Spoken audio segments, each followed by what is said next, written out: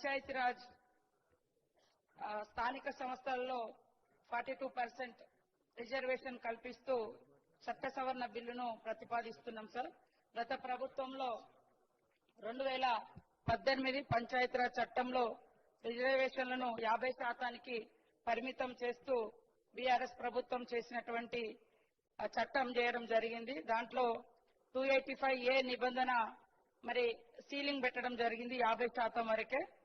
దాన్ని మరి ఆ చట్ట సవరణను ఆ సీలింగ్ ని ఎత్తివేస్తూ ఈ రోజు యొక్క బీసీలకు మా ప్రభుత్వం ఏదైతే కట్టుబడి ఉందో 42% రిజర్వేషన్ స్థానిక సంస్థలలో ఉద్యోగ ఉపాధి అవకాశాలలో కల్పించాలని దాన్ని ఈ రోజు మరి చట్ట సవరణ ద్వారా తీసుకురావడం జరుగుతా ఉంది సార్. ఇప్పటిదాకా కూడా చాలా డిస్కషన్ చేయడం జరిగింది.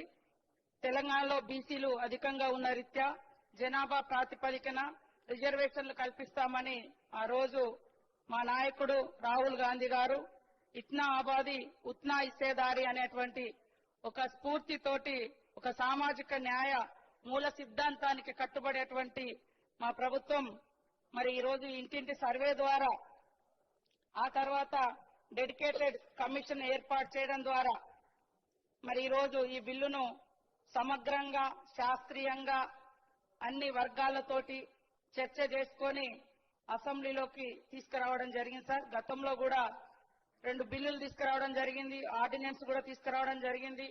ఇవన్నీ కూడా చాలా రోజులుగా మరి రాష్ట్రపతి దగ్గర పెండింగ్ లో ఉండడం జరిగింది. కాబట్టి ఈ రోజు మళ్ళీ అందరి సమక్షంలో ఈ సమావేశంలో ఈ యొక్క సవరణ బిల్లును తీసుకొస్తున్నాం. కాబట్టి మరి అన్ని పక్షాలు బీసీల ప్రయోజనాలను ఆర్థిక సామాజిక రాజకీయ ప్రయోజనాలను దృష్టిలో పెట్టుకొని ఈ చట్ట సవరణ బిల్లును ఆమోదించాల్సిందిగా కోరుతాము.